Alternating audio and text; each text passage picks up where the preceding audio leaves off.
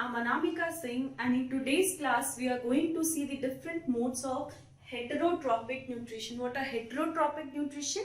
When we are dependent on others for our nutrition or for our food, like we are dependent on plants, so we are not capable of synthesizing food on our own, right? So similarly there are many organisms जो कैसे हैं, heterotrophic हैं, ठीक है? तो majorly 3 categories में हमने divide किया है, सेप्रोफाइटिक, पैरासिटिक एंड होलोजोइक। तो एक एक करके हम इसे देखते हैं, ठीक है? तो सबसे पहले जो मैं फोकस करूंगी वो फोकस करते हैं, चलो, पैरासिटिक पे। सो पैरासाइट्स सुना ही होगा। पैरासाइट्स जो क्या करता है, अपना खाना दूसरे से सक करता है। एक एग्जांपल ले ले तो जो लाइस अलाउस है हमारे ऊपर हमारे ब्लड को सक करते हैं, राइट? सिमिलरली प्लांट्स में अगर हम देखें अमर बेल को, ये क्या करता है, प्लांट्स के जाइलम एंड फ्लोएम में घुस के उनसे न्यूट्रिशन को खींच लेता है। Similarly tape worm, round worm हमारे इंटेस्टाइन में जाकर छुप जाते हैं और वहां से अपना न्यूट्रिशन लेते रहते हैं। तो सपोज ये लाइस है तो ये क्या है, पैरासाइट, और जिनके ऊपर वो जिनसे अपना खाना डिराइव कर रहे हैं उनको हम क्या कहते हैं, होस्ट। तो for lice we human are what, host. तो इसमें पैरासाइट को तो काफी फायदा, but host never gets benefited from the parasite. उसको इससे नुकसान ही है, कोई फायदा नहीं है, राइट? सो पैरासिटिक सिंपल एक टर्म है, right? Now when we talk about the saprophytic and holozoic, it is quite important to understand a basic difference between these two. Now what are saprophytes? हम अगर simple language में हम हमेशा एक word पढ़ते आते हैं, that organisms which are dependent on dead and decaying material for their food, जैसे कि आपका बैक्टीरिया हो गया, फंजाई हो गया, तो ये सारे क्या है आपके सैप्रोफाइटिक, डेड एंड डिकेइंग पे डिपेंडेंट है।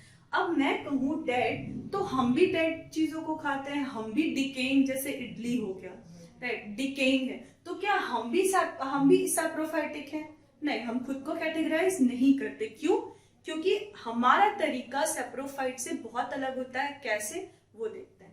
तो सपोज ये एक ऑर्गेनिज्म है, किस तरह का, सैप्रोफाइटिक। सपोज ये एक बैक्टीरिया है और इसका खाना है यहाँ, ठीक है? तो ये क्या करते हैं, अपनी बॉडी से एंजाइम्स को बाहर रिलीज करते हैं, ठीक है?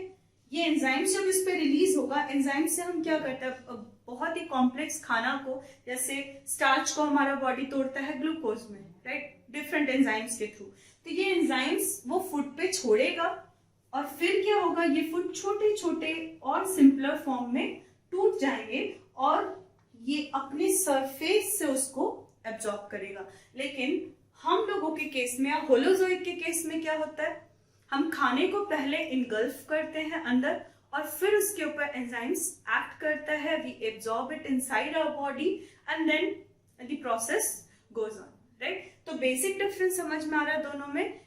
ये अपने एंजाइम्स को खाने पे छोड़ते हैं, खाना सिंप्लीफाई होता है and then they absorb it, ठीक है? तो few example of saprophytes are fungi and bacteria, right?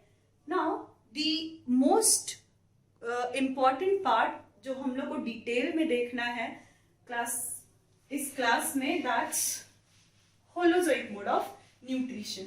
तो होलोजोइक मोड में ये बेसिक 5 स्टेजेस होता है।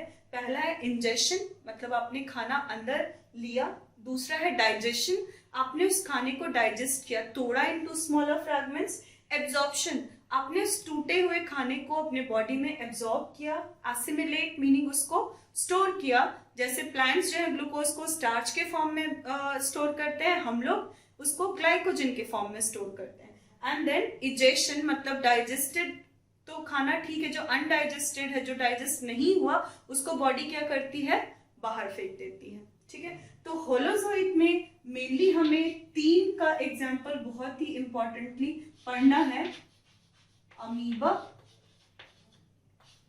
पैरामीशियम एंड ह्यूमन, ठीक है? Now moving on to the first one which is amoeba. अगर हम बात करें अमीबा की, so what it does, amoeba के आसपास जैसे ही उसे पता चलता है या जैसे ही फील होता है कि food is there, what it forms, वो एक इस तरह का शेप बना लेता है जिसको हम लोग कहते हैं स्यूडो पोडिया, यही सीडोपोडिया उसको इस तरह से मूव करने में भी हेल्प करता है। At the same time it also helps in capturing food. अब ये जब फूड को कैप्चर करके इंगल्फ करेगा, हम इसे क्या कहते हैं, food vacuole. It is vacuole जिसमें food is stored. Now this particular food will be digested by the amoeba. Like here I have written digested food. ये food छोटे छोटे टुकड़ों में टूट गया है। So what amoeba will do? Once the digestion is done, वो क्या करेंगे कि अपने digested food को बॉडी में एब्जॉर्ब करेंगे और उसके नेक्स्ट स्टेप में उसको बॉडी में स्टोर करेंगे। इसके अलावा जो अनडाइजेस्टेड फूड बचता है वो उसको बाहर फेंक देता है, that we call as ejection. So I guess 5 stages of this holozoic mode. You understood: ingestion, intake of food, digestion, breaking it down, absorption, absorbing the digested food, assimilation is to store, and ejection is to throw it out of the body. Now moving on, there's one more organism which we need to take into consideration, and that's paramecium, right?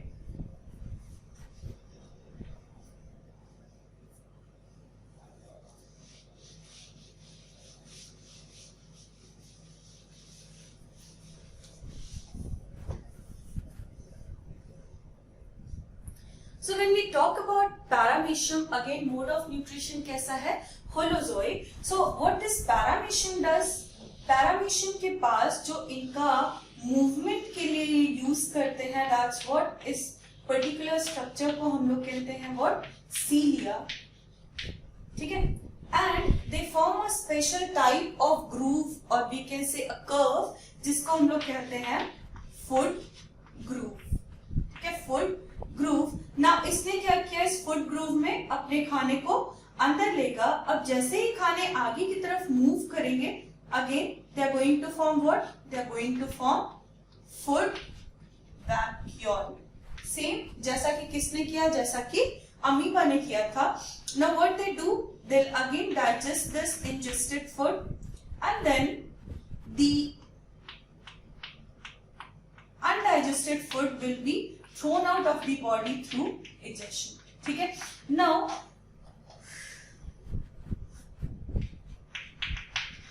यहाँ पे एक और चीज जो हमें ध्यान में रखना है, that they have this anal pore for removing the undigested food material. तो ये वो organisms हैं जिनमें development of एलिमेंट्री कैनल तो प्रॉपर नहीं हुआ है, बट इनटेक एक तरफ से है एंड एग्जिट के लिए they have a separate opening, that's anal pore. So that's it with the holozoic mode of nutrition in amoeba and paramecium.